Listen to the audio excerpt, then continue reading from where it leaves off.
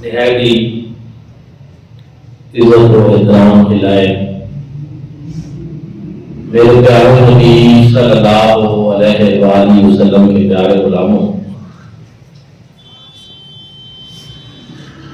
عالم میں کفر جو ہے اس کی مسلمانوں کے بارے میں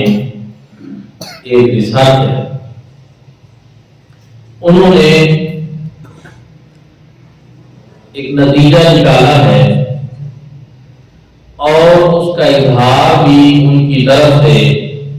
وقتاً فوقتاً ہوتا رہتا ہے، اور جو ہمارے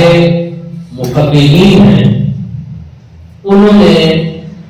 بھی عالم کفر کی اس رسالت کو وقتاً فوقتاً بیان کیا ہے، تاریخی شواہد بھی اس میں موجود ہے۔ تین چیزیں جو ہیں وہ ان کی تحقیق کا نچوڑ ہے کہ قوم مسلم کے خاتمے کے لیے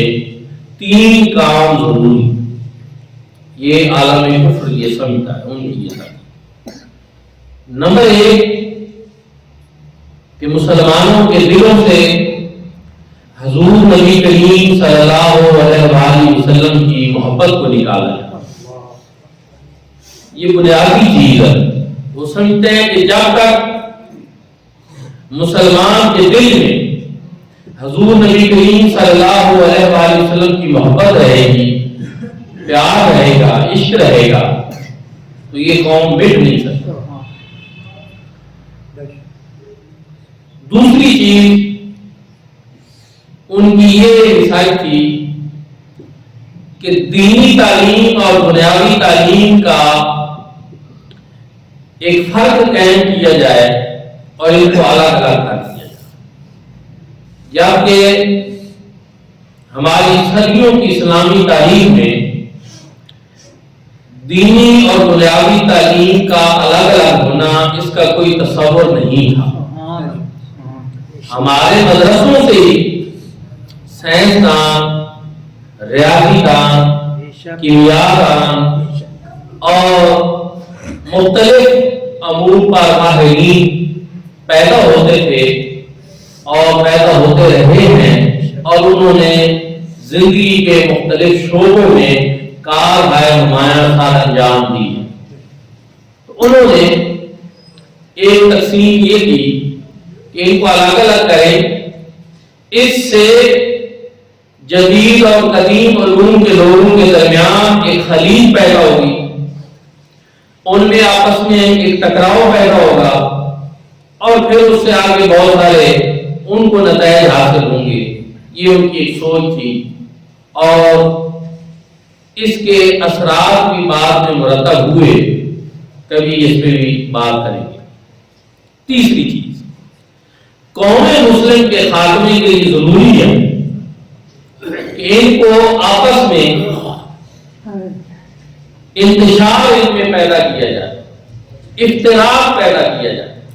فرقہ واریت کو پھیلایا جائے، اور اس سلسلہ میں انہوں نے اپنے مخصوص جاسوس جو ہیں وہ بھی تیار کیے کہ جو تھے انگریز بھی، لیکن انہوں نے اپنا حلیہ مسلمانوں والا بنایا اور قرآن مجید کا مطالعہ کیا، احادیث مبارکہ کا بھی مطالعہ کیا، اور پھر جو مسلمانوں کے درمیان چیزیں کے اختلافات کو ہوا دے سکتی تھی، پھر ان چیزوں کو مسلمانوں کے درمیان رہ کر شکل و صورت مسلمانوں والی بنا کر انہوں نے ان چیزوں کو ہوا دی اور اس شدت کو بہت عام کیا، اور اس سلسلہ میں انہوں نے بڑی کوششیں کی، اور ہمیں یہ چیز سمجھ آتی ہے کہ صدیوں تک مسلمانوں کی جو اجتماعیت تھی، جو اتحاد تھا اور اتفاق تھا، اس کی وجہ سے مسلمانوں کو ایک عروج حاصل تھا۔ پھر انہوں نے مختلف قسم کے تعصبات اٹھا کر کہ یہ عربی ہیں، یہ اجمی ہیں، یہ فلاں ہیں، یہ فلاں ہیں، قومیت کے، لسانیت کے، علاقہ پرستی کے تقسیم در تقسیم کرنا، فرقوں کی صورت میں، نسلی، لسانی، علاقائی، ان سب تعصبات کی صورت میں پھر ہمیں انہوں نے تقسیم در تقسیم کر. اس پہ بھی کبھی انشاءاللہ ایک پوری نشست کریں گے، اس کے اتحاد امت کے فوائد اور فرقہ واریت کے جو نقصانات ہیں، اور وہ چیزیں جو فرقہ واریت کا سبب بنتی ہیں، اور وہ چیزیں کہ جن کی وجہ سے غیر مسلم فائدہ ہوا. تو ان سب پہ بھی کبھی نشست کریں گے. لیکن آج کی اس نشست میں پہلا نقطہ ہی مرکوز ہے کہ عالم کفر یہ چاہتا ہے کہ مسلمانوں کے دلوں سے حضور نبی کریم صلی اللہ علیہ وآلہ وسلم کی محبت کو نکال دیا. ارمغان حجاز میں حکیم الامت فیلسوف اسلام حضرت علامہ محمد اقبال رحمۃ اللہ تعالی علیہ نے ابلیس کی مجلس شورا کے نام سے ایک نظم لکھی کہ شیطان نے اپنے سارے چیلے چانٹے اکٹھے کیے اور ان کو بٹھایا اور ان سے رائے کی کہ میں بڑے طویل عرصے سے مسلمانوں کا مقابلہ کر رہا ہوں، لیکن مجھے سمجھ نہیں آتی کہ یہ ختم نہیں ہو رہا ہے، یہ مٹ نہیں رہا ہے. مجھے بتائیں کہ ان کا کیا حال ہے، کس طرح ان کو ختم کیا جا سکتا ہے. تو اس کے مختلف چیلوں نے مختلف تجاویز دی کہ یہ ہے وہ ہے. اس نے ساری سنی اور اس نے کہا تم سب غلط. میرا تجربہ یہ ہے کہ اس قوم کو ختم کرنے کا ایک ہی طریقہ ہے کہ یہ وہ فاقہ کش جو موت سے ڈرتا نہیں ڈرا، روح محمد ہی ان کے بدن سے نکلا. اس قوم کو ختم کرنے کا ایک ہی طریقہ ہے کہ جو ان کے پاس عشق رسول صلی اللہ علیہ وسلم کی دولت ہے، اس دولت کو مٹاؤ، اس کو ختم کرو، پھر یہ قوم ختم ہوگی. ورنہ یہ سانپوں سے مرنے والی قوم نہیں، یہ تو روزے رکھنے والی قوم ہے. اور ہمارے اولیاء اللہ جو آئے ہیں انہوں نے لوگوں کے سامنے یہ بات رکھی کہ وہ مادیت پرست نہیں تھے. انہوں نے دنیا کے مال و دولت کو اکٹھا نہیں کیا، جائیدادیں نہیں بنائی، بینک بیلنس نہیں بنائے،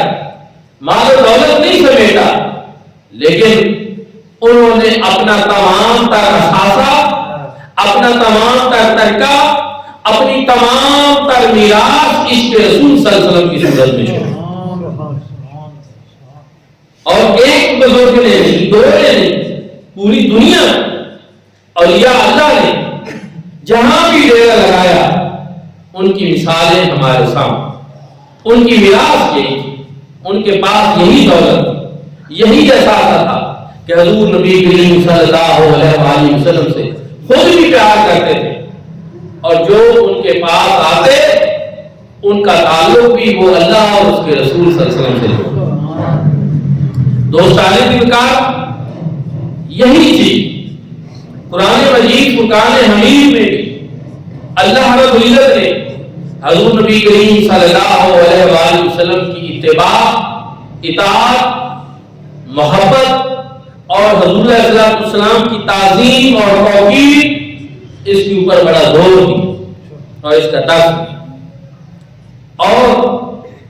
حضور نبی کریم صلی اللہ علیہ وآلہ وسلم نے یہ راز خود امت کو بتایا. کریم آقا علیہ السلام نے ارشاد فرمایا لا یؤمن احدکم حتی اکون احب الیہ من والدہ وولدہ والناس اجمعین. پہلے تو تھوڑا سا میں یہ بات بیان کرنا چاہتا ہوں کہ بخاری شریف میں یہ حدیث پاک جو ہے یہ حضرت انس بن مالک بن نضر رضی اللہ تعالی عنہ سے روایت کرتا ہے. حضرت ابو ہریرہ سے بھی ہے، لیکن اس کے ایک راوی حضرت انس بن مالک ہیں. 7، 8 یا 9 سال کی عمر کے تھے کہ ان کی والدہ مائدہ ان کو لے کر حضور علیہ السلام کی بارگاہ میں حضور کو خدمت کے لیے پیش کیا اور دعا کے لیے بھی عرض کی. پھر انہوں نے 10 سال حضور علیہ السلام کی خدمت اور جب ان کی والدہ حضور علیہ السلام کی بارگاہ میں لائی تو حضور علیہ السلام نے دعا کی، اللہم بارک فی مالہ، اے اللہ اس کے مال میں برکت عطا، و اولادہ، اس کی اولاد میں بھی برکت عطا، و اطیل عمرہ، اور اس کی عمر میں بھی برکت عطا، عمر لمبی، واغفر ذنبہ، اور اس کے گناہ بھی معاف کر۔ اب نتیجہ کیا ہے؟ جو میرے آقا نے ان کو دعا کی تو 100 اولادیں انہوں نے اپنی زندگی میں خود دیکھی، بیٹے بیٹیاں پوتے پوتیاں نواسے نواسیاں 100 اولاد انہوں نے اپنی زندگی میں دیکھی۔ اچھا اس کے بعد 100 سال سے زیادہ انہوں نے عمر پائی، ان کا بال جو ہے وہ سال میں 2 مرتبہ میوہ دیتا، اللہ نے ان کے مال میں بھی برکت پانی، حضور نے دعا کی ان کا مال سال میں 2 مرتبہ پھل دیتا، مال میں بھی برکت ہوئی۔ اچھا وہ کہا کرتے تھے انا ارجو الرابعہ، میں امید کرتا ہوں کہ چونکہ 3 دعائیں میں نے اپنی زندگی میں پوری ہوتی، آقا کی دیکھ لی ہے جو میرے حق میں حضور نے فرمائی، چوتھی کا تعلق میدان حشر کے ساتھ ہے، تو مجھے ان 3 کے پورا ہونے کے بعد پورا یقین ہے اور میں یہ امید رکھتا ہوں کہ وہ چوتھی بھی جو ہے میری بخشش اور مغفرت کی دعا بھی میرے حق میں پوری ہو جائے۔ وہ حضرت انس بن مالک جناب فاروق اعظم رضی اللہ تعالیٰ عنہ کے دور میں آپ کو بصرہ بھیجا گیا دینی تعلیم دینے کے لیے، لوگ آپ بصرہ میں رہے اور بصرہ میں 91 یا 93 ہجری میں آپ کا وصال ہوا، اور اس علاقے میں یہ حضور علیہ السلام کے وہ آخری صحابی تھے جن کا وصال ہوا، یعنی راوی آپ دیکھیں ایسے جلیل القدر صحابی، وہ اس روایت کے راوی ہیں، اور اس میں بیان کیا ہوا، میرے آقا نے فرمایا لا یؤمن احدکم حتی اکون احب الیہ من والدہ وولدہ والناس اجمعین، کہ تم میں سے کوئی شخص اس وقت تک ایمان والا ہو ہی نہیں سکتا جب تک کہ میں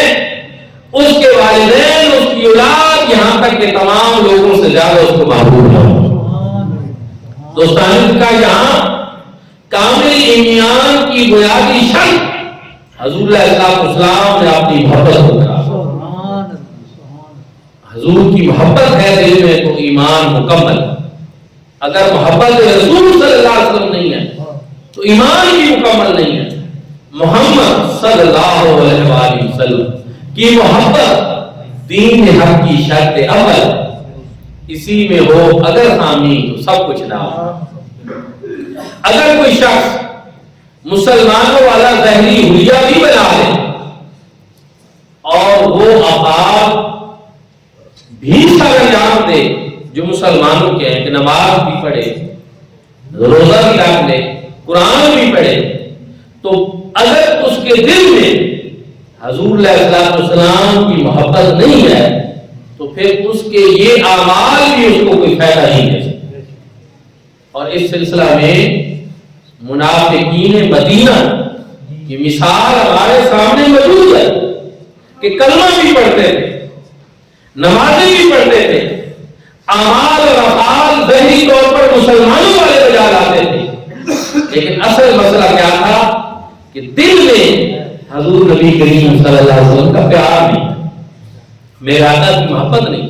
اور حضور نے یہ بھی ارشاد فرمایا کہ میرے بعد بھی ایسے لوگ آئیں گے جو قرآن پڑھیں گے لیکن قرآن ان کے حلق سے نیچے نہیں اترے گا، اور وہ نمازیں پڑھیں گے اور ان کے سامنے مومن لوگ اپنی نمازوں کو حقیر جانیں گے، اس طرح کی وہ نمازیں پڑھیں گے لیکن ان کی نماز ان کو کوئی فائدہ نہیں دے گی۔ میرے بھائی اور دوستوں، بہت ساری ایسی نشانیاں بیان کی گئی، اور یہی چیز کیا ہے کہ سب کچھ ان کے پاس ہوگا لیکن ان کے دلوں میں حضور نبی کریم صلی اللہ علیہ وسلم کی محبت، میرے آقا کا پیار نہیں ہوگا، حضور علیہ السلام سے عشق نہیں ہوگا، اور جب تک یہ نہ ہو تو پھر ایمان بھی مکمل نہیں۔ اور پھر کبھی آپ اور کہیں تو اس روایت میں یہ جو میں نے بیان کی ہے، اس میں والدین، اولاد اور تمام لوگوں کی بات ہے، لیکن اپنے نفس یعنی اپنی جان کی بات اس روایت میں نہیں ہے۔ ایک اور روایت ہے دوسری، وہ بھی بخاری شریف کتاب الایمان میں، جناب فاروق اعظم رضی اللہ تعالیٰ عنہ حضور صلی اللہ علیہ وسلم کے ہاتھ میں ان کا ہاتھ تھا، حضور صلی اللہ علیہ وسلم نے ان کا ہاتھ اپنے ہاتھ میں لیا ہوا تھا۔ اس سے مصافحہ اور معانقہ کرنا جو ہے، ہاتھ ملانا جو ہے، اس کا بھی پتہ چلتا ہے۔ اور حضور صلی اللہ علیہ وسلم کا تو مصافحہ کا یہ طریقہ تھا کہ جب تک کوئی خود ہاتھ میں چھڑا لیتا میرے آقا اس سے ہاتھ نہیں پھیرتے۔ میرے آقا کی شان لجپالی یہی تھی کہ جو ہاتھ ملاتا میرے آقا اس کا ہاتھ پکڑ کر، جناب فاروق اعظم کا ہاتھ پکڑے ہوئے تھے۔ میرے آقا نے پوچھا، عمر تجھے مجھ سے کتنی محبت، میرے ساتھ تمہاری محبت کا عالم کیا ہے؟ کیونکہ صحابہ کرام ایک تربیت کے عمل سے گزر رہے تھے، تو انہوں نے عرض کی، یا رسول اللہ اپنی جان جو ہے وہ مجھے آپ سے زیادہ پیاری ہے، باقی تو سب چیزوں سے زیادہ میں آپ سے پیار کرتا ہوں۔ میرا آقا نے ارشاد فرمایا، نہیں ابھی تمہارا ایمان کامل نہیں ہوا۔ اور حضور صلی اللہ علیہ وسلم نے اپنا دست اقدس ان کے سینے پہ رکھا۔ جب میرے آقا نے اپنا دست اقدس ان کے سینے پہ رکھا تو ان کی کیفیت ہی بدل گئی۔ انہوں نے فوراً کہا، اے میرے آقا، حضور نے پوچھا اب کیا کیفیت ہے؟ کہ یا رسول اللہ اب میں اپنی جان، اپنی اولاد، سب چیزوں سے زیادہ آپ سے محبت کرتا ہوں، اور یہ محبت اب مرتے دم تک کبھی کام نہیں ہے۔ میرے آقا نے فرمایا اب تمہارا ایمان مکمل۔ تو اس روایت سے یہ پتہ چلا کہ ان کو جب دونوں روایات کو جمع کیا جائے تو پتہ یہ چلا کہ والدین، اولاد، سب لوگ یہاں تک کہ انسان کی اپنی جان جو ہے اس سے بھی زیادہ حضور علیہ السلام سے محبت۔ اور یہی چیز صحابہ کرام رضوان اللہ تعالی علیہم اجمعین میں تھی۔ ہجرت کی رات حضرت مولا علی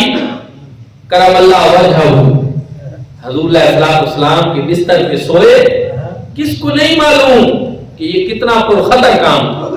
اور اس میں جان جانے کی 100% نظر آ رہا تھا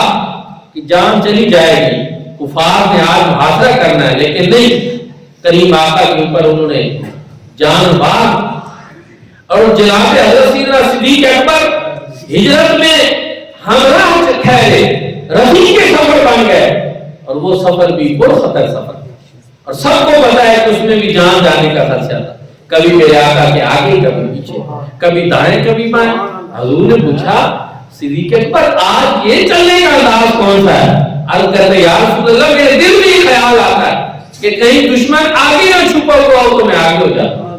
پھر میرے دل میں حالت ہے کہ کہیں پیچھے سے حملہ آور ہو جائے تو میں پیچھے ہو جاتا ہوں، کہیں دائیں سے حملہ آور ہو جائے تو میں دائیں ہو جاتا ہوں، بائیں سے حملے کا سوچتا ہوں بائیں ہو جاتا ہوں۔ اس طرح ڈھال بن گیا اپنے آقا کی، اپنی جان سے بھی زیادہ میرے آقا کی جو ہے وہ حفاظت فرما۔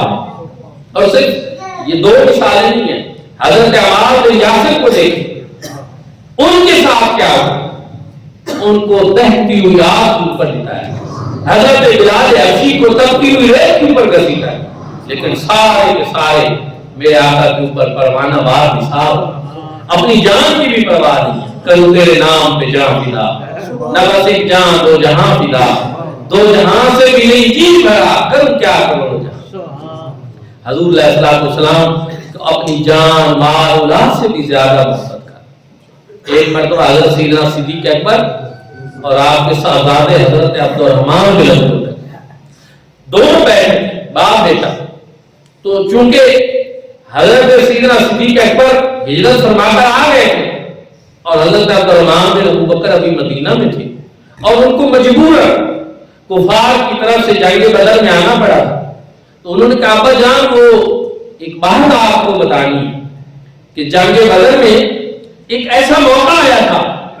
آپ میری تلوار کی زد میں آ گئے تھے، لیکن میں نے اپنا باپ سمجھتے ہوئے آپ کو چھوڑ دیا تھا۔ جناب سیدنا صدیق اکبر نے کیا فرمایا تھا؟ فرمایا تھا اگر تو اس وقت میری تلوار کی زد میں آ جاتا تو میں تیری گردن ضرور کر سکتا، کیونکہ اس وقت تو کفار کی طرف سے آیا تھا، لشکر اسلام سے لڑنے آیا تھا، اور حضور علیہ السلام سے جنگ کرنے آیا تھا تو میں کبھی بھی یہ نہ دیکھتا کہ تو میرا بیٹا ہے میں تیری گردن اڑا.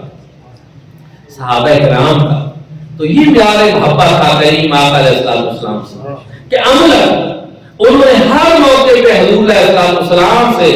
اپنی جان سے بھی بڑھ کر محبت کی اور وفا کی عمل نمونے جو ہے انہوں نے پیش کی. دوستان دلکار محبت کی علامات کیا ہے اس پہ بھی اگر ہم تھوڑا سا غور کر لیں تو ایک یہ چیز کہ محبت کی نشانی کامل اتباع اور اطاعت ہے. ان المحب لمن یحب مطیع کہ بے شک جو سچا محب ہوتا ہے وہ اپنے محبوب کی اطاعت کرتا ہے, وہ اس کی اتباع کرتا ہے. آپ دیکھیں بہت سارے, یہ میں سمجھانے کے لیے بات کر رہا ہوں, بہت سارے اولیاء اللہ ایسے گزرے ہیں کہ جنہوں نے اپنے مریدوں کے اوپر ایسا رنگ چڑھایا کہ مریدوں کو دیکھ کر شیخ یاد آ جاتے تھے کہ ماشاءاللہ وہ بندے کو دیکھا پتہ چلا کہ ماشاءاللہ یہ تو اپنے پیر کی طرح نظر آتا. کیا ایسا کبھی آپ نے دیکھا نا؟ کیا ہے کہ یہ اس مرید کی سچی محبت ہے جو ذہنی طور پر بھی اس کو اپنے شیخ کے رنگ میں رکھے کہ وہ اپنا حلیہ بھی اسی طرح بنا دیتا ہے جس طرح میرے شیخ. میرے بھائیوں اور دوستوں یہی چیز کہ اگر کریم آقا علیہ السلام سے محبت کا ایک بندہ دعویٰ کرتا ہے اس دعوے کی صداقت کے لیے ضروری ہے تو حضور علیہ السلام کی اتباع ہے, حضور علیہ السلام کی اطاعت ہے. اور پھر علامات محبت میں سے یہ ہے, ابن اساکر کی روایت حضور علیہ السلام نے ارشاد فرمایا کہ من احب شیئا اکثر ذکرہ کہ جو جس سے جتنی زیادہ محبت کرتا ہے اتنا کثرت کے ساتھ اس کا ذکر کرتا ہے. اور الحمدللہ اس بنیاد پہ بھی اگر ہم اہل سنت والجماعت اگر ہم اپنے آپ کو دیکھیں تو ہم بڑے خوش نصیب ہیں کہ ہم بہانوں سے اپنے کریم آقا کا ذکر کرتے ہیں. گھر میں بیٹا پیدا ہو جائے تو میلاد حضور کا بنا لے, کوئی خوشی ہو جائے میلاد حضور کا بنا لے. میرے بھائیوں اور دوستوں کوئی پریشانی بھی آئے تو کریم آقا کو یاد کریں, انہی میں درود و سلام کے نذرانے پیش کرتے ہیں. یہ محبت کی علامت ہے اور یہی چیز مقصود ہے ایک بندہ مومن سے کہ وہ ہمہ وقت اپنے محبوب کا ذکر کرے. کسی کے دل میں یہ بات آ سکتی ہے کہ بھائی آپ ذکر خدا کی بات نہیں کر رہے, کیا آپ خدا سے محبت نہیں کرتے؟ میرے بھائی اور دوستو حدیث قدسی میں اللہ رب العزت نے ارشاد فرمایا کہ ایمان کا کامل ہونا ہم نے اس بات میں ٹھہرایا ہے کہ اے محبوب جہاں میرا ذکر ہو ساتھ آپ کا بھی. اور پھر فرمایا کہ میں نے تمہارا ذکر جو ہے اس کو اپنے ذکر کے اندر رکھ دیا, جو تمہارا ذکر کرے گا وہ میرا ذکر ہے. حضور علیہ السلام کا ذکر کرنا ہی ذکر خدا ہے. یہ اللہ تعالیٰ نے خود ارشاد فرمایا کہ میرے محبوب کا اور میرا ذکر کوئی مختلف نہیں, اس میں کوئی فرق نہیں ہے. میرے محبوب کو یاد کرنا ہی مجھے یاد کرنا, میرے محبوب کی اطاعت کرنا ہی میری اطاعت کرنا, میرے محبوب سے محبت کرنا ہی مجھ سے محبت کرنا, میرے محبوب کی اتباع کرنا ہی میری اتباع کرنا. اللہ رب العزت نے اس طرح خود بیان کروایا. یہ قرآن و حدیث کا مفہوم ہے جو میں نے آپ کو پیش کیا. تو دوستان مل کر ایک چیز علامہ زرقانی نے مواہب میں علامات محبت میں ساتھ یہ بھی لکھا کہ حضور نبی کریم صلی اللہ علیہ وآلہ وسلم کی محبت کی علامات میں سے یہ ہے کہ جب کریم آقا علیہ السلام کا ذکر آئے تو آدمی وہ ذکر سن کر انتہائی عاجزی انکساری کا مظاہرہ, خشوع و خضوع کا مظاہرہ کرے اور حضور علیہ السلام کے نام نامی کی بہت زیادہ تعظیم کرے, ادا بجا. اب چاہے اس محبت اور تعظیم کو انگوٹھے چومنے کا نام دیا جائے, چاہے جس طرح آپ ترک دکھاتے ہیں ہمیں ڈراموں میں کہ وہ جب کریم آقا کا نام آتا ہے تو اپنے دل پہ ہاتھ رکھتے ہیں, ساتھ محبت سے سروں کو بھی جھکاتے ہیں. احترام کا ایک طریقہ اب اپنے عرف میں اپنے معاشرے میں جس انداز میں کسی سے ظاہر محبت کر سکتے ہیں اس طرح کا کوئی طریقہ اپنا لیں تو یہ کریم آقا علیہ السلام کی تعظیم اور توقیر ایسی چیز ہے جو حضور علیہ السلام کی محبت کی علامات میں سے بھی ہے۔ اور قرآنی مطالبہ جو ہے کہ توجہ ہو ہو کہ حضور علیہ السلام کی تعظیم اور توقیر حدوں سے بڑھ کر کی جائے، یہ اس کا عملی اظہار بھی۔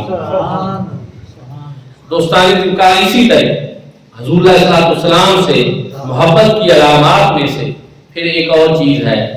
کہ حضور علیہ السلام کے دیدار کی تمنا رکھنا۔ علامہ زرقانی لکھتے ہیں کہ دنیا میں کوئی ایسا محب ہم نے دیکھا ہی نہیں جو اپنے محبوب کے دیدار کی تمنا نہ رکھے۔ تو جب ہر محب اپنے محبوب کے دیدار کی اور اس کے لقاء کی تمنا رکھتا ہے تو پھر حضور علیہ السلام جب تمام کائنات کے لوگوں سے بڑھ کر ہمیں محبوب ہے تو پھر حضور علیہ السلام سے حضور کے دیدار کی تمنا اور حضور کے لقاء کی تمنا یہ تو کائنات کے سب لوگوں سے زیادہ ہونی چاہیے، کثرت کے ساتھ ہونی چاہیے۔ اور حضور علیہ السلام نے بھی ارشاد فرمایا تھا صحابہ کرام کو کہ میں دیکھ رہا ہوں کہ میرے بعد ایسے لوگ آئیں گے جو اس بات کو پسند کریں گے کہ دنیا و ما فیہا میں جو کچھ ہے وہ ان سے لے لیا جائے اور ان کو میرے دیدار کی ایک جھلک کرا دو، ایک جھلک نصیب ہو۔ یہ علامات محبت میں سے ہے حضور علیہ السلام کی کہ بندے کے دل میں یہ آرزو رہے، یہ تمنا رہے جس خواب میں ہو جائے دیدار نبی حاصل، اے کاش مجھ کو بھی نیند ایسی سلا جا۔ تمنا رہتی ہے حضور کے غلاموں کو، دیوانوں کو اور مستقبل۔ اور پھر اسی طرح حضور نبی کریم صلی اللہ علیہ وآلہ وسلم کی محبت کی علامات میں سے یہ بھی ہے کہ جو حضور علیہ السلام سے نسبت والی چیزیں ہیں ان سب کا بھی احترام کیا جائے اور ان سے بھی محبت کی جائے۔ کیوں؟ کیونکہ محبوب سے تعلق رکھنے والی ساری چیزیں محبوب ہوتی ہیں۔ قرآن پاک میں اللہ رب العزت نے گھوڑوں کے سموں کے ساتھ لگنے والی مٹی اس غبار کی قسم اٹھائی۔ وہ کون سے گھوڑے تھے؟ وہ صحابہ کرام کے وہ گھوڑے جب وہ جنگ کے لیے نکلتے تھے اور ان کے قدموں سے مٹی لگتی تھی اور وہ خاک اڑتی تھی تو رب تعالیٰ نے محبوب کے غلاموں کے گھوڑوں کی سواریوں اور ان کے سموں کے ساتھ لگنے والی مٹی کی بھی قسم اٹھائی۔ تو رب تعالیٰ نے ان کی قسم اٹھائی۔ تو آپ اندازہ لگائیں کیوں کہ ان گھوڑوں کے ساتھ جو مٹی ہے اس کا تعلق گھوڑوں کے ساتھ اور گھوڑوں کا تعلق سواریوں کے ساتھ ہے اور ان سواروں کا تعلق مصطفیٰ کریم کے ساتھ، میرے محبوب کے غلام ہیں۔ تو اس لیے رب تعالیٰ نے ان چیزوں کی بھی قسم اٹھائی۔ تو قرآن سے ہمیں یہ چیز ملی کہ ہر وہ چیز جس کا تعلق محبوب کے ساتھ ہو اس سے محبت کرنا ضروری ہوتا ہے۔ حضور علیہ السلام سے جس کا بھی تعلق ہے، صحابہ کرام رضوان اللہ تعالی علیہ اجمعین، اہل بیت اعظام ہوں، حضور کے نام لیوا ہوں، غلام ہوں، امتی ہوں، اولیاء اللہ ہوں، دین ہو، شریعت ہو، طریقہ ہو میرے آقا کا، سب کے ساتھ محبت کرنا یہ ہمارے لیے ضروری ہے۔ اللہ رب العزت کی بارگاہ میں یہ دعا ہے کہ ہم سب کو حضور نبی کریم صلی اللہ علیہ وآلہ وسلم کی کامل محبت نصیب ہو۔ عالم کفر کی یہی پریشانی اور وہ یہی چاہتا ہے کہ مسلمانوں کے دلوں سے عشق رسول صلی اللہ علیہ وسلم کے چراغ پھول کر، لیکن نور خدا ہے کفر کی حرکت پہ خندہ زن، پھونکوں سے یہ چراغ بجھایا نہ جائے گا۔ محبت رسول کے چراغ جلتے رہیں گے، حضور صلی اللہ علیہ وسلم کے غلام اپنے کریم آقا سے عشق و محبت کا دم بھرتے رہیں گے۔ آخر دعوانا الحمدللہ۔